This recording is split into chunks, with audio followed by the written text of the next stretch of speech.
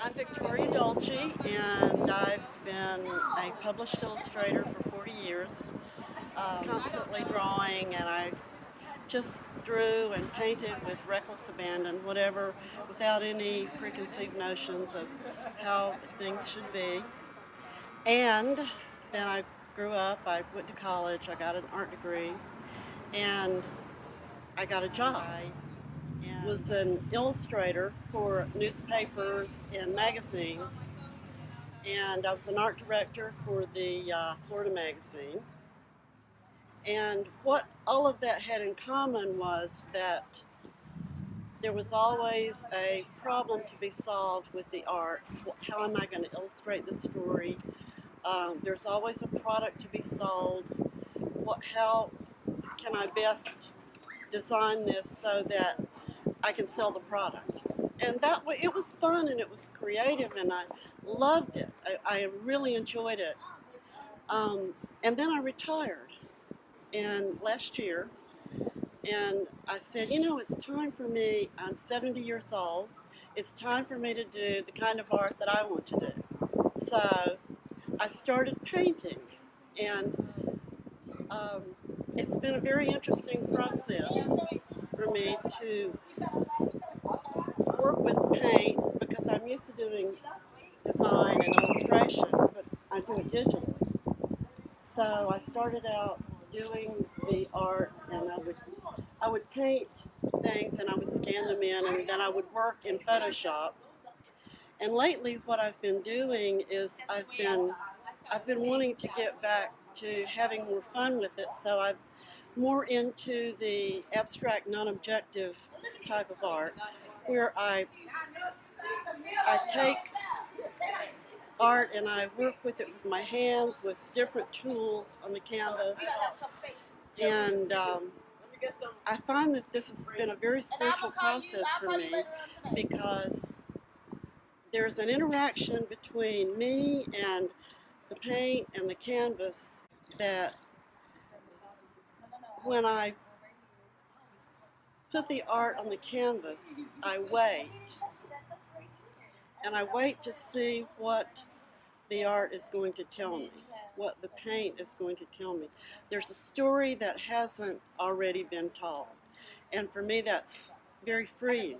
And there's no expectations, there's no judgment, there's no preconceived idea of what a story to illustrate or like, I'm not going to paint a tree per se. It might turn out to be a tree, but I'm not going to start out with any preconceived idea of what it should be.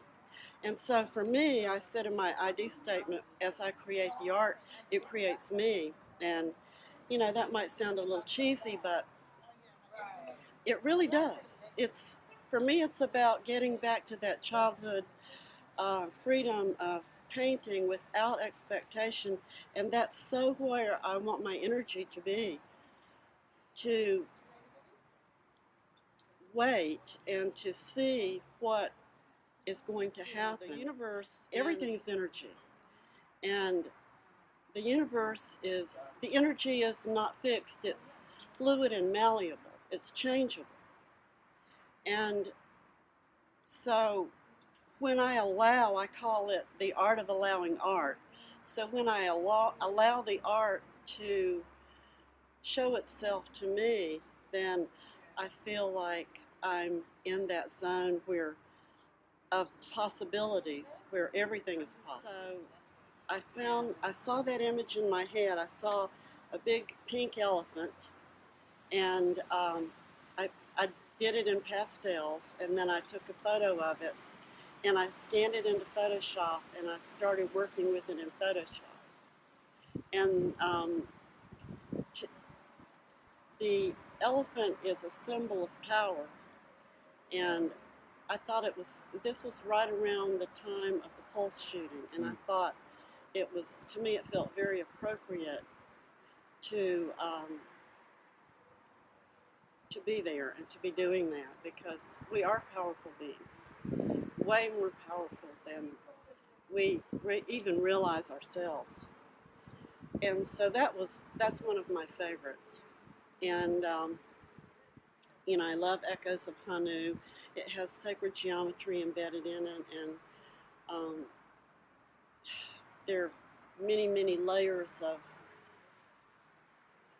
color and texture in that piece.